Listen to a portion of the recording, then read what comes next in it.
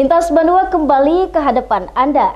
Pemirsa, melalui program Hibah Direktorat Riset dan Pengabdian Masyarakat Kementerian Pendidikan, Kebudayaan dan Riset Teknologi dengan skema program pengembangan Desa Mitra, Politeknik Negeri Banjarmasin terus mengembangkan tenaga hibrid surya dan angin untuk keperluan air bersih dan listrik bagi warga Desa Batakan, Kabupaten Tanah Laut.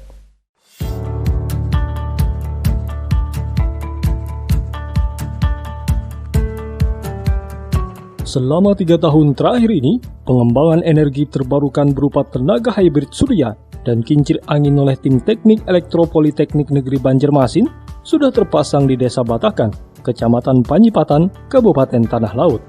Hal ini karena warga di 2 dusun di Desa Batakan masih kesulitan air bersih. Juga banyak rumah warga di daerah pedalamannya yang tidak teraliri listrik. Pembangkit listrik ini memadukan tenaga angin dan tenaga surya. Untuk membangun tenaga surya, tim pelaksana program memasang solar cell dengan kapasitas daya sebesar 5.000 watt.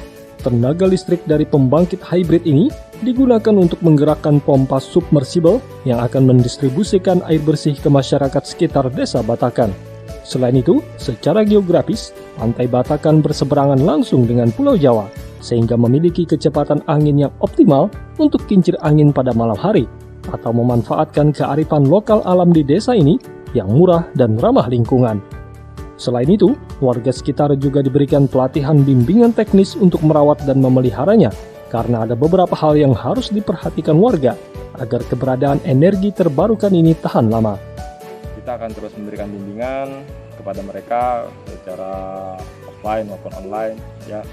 Tapi dari perwakilan beberapa teknisi tadi sudah kami arahkan yang di Desa Batakan, sehingga ketika kita atau mereka memasang di spot yang terbaru di sekitar desa sini, mereka sudah siap untuk SDM-nya untuk menangani itu. Kalau ini apa yang mungkin harus dirawat Pak biar bisa bertahan lama produk lanjutannya? Oke. Yang perlu dirawat adalah untuk membersihkan dari solar cell itu secara rutin, kemudian turbin angin juga perlu dirawat juga, khususnya bagian elektrikalnya, panel kontrol, solar charge controller, dan wind turbine controller, sehingga biar bisa lebih optimal.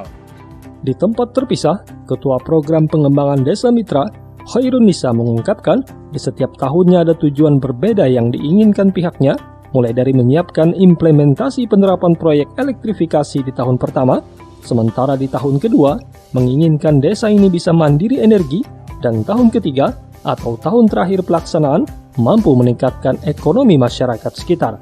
Di tahun ketiga ini kami berharap manajemen SDM yang ada di manajemen SDM yang menjadi mitra kami di desa tersebut sudah bisa siap untuk bisa kami lepas supaya mereka bisa mengelola sendiri secara mandiri proyek dan teknologi yang sudah kami implementasikan 2 tahun sebelumnya.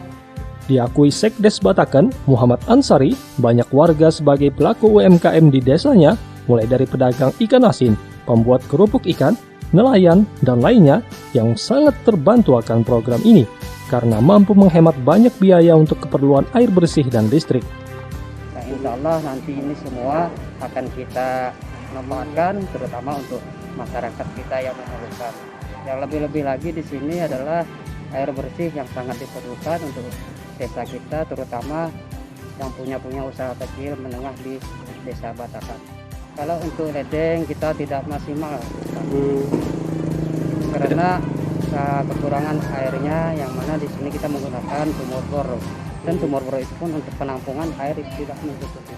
Kedepan, teknik Elektropoliban terus berinovasi mengembangkan energi terbarukan, bentuk pengabdian kepada masyarakat sebagai salah satu tridharma perguruan tinggi. Eko Anggoro, Banjar TV.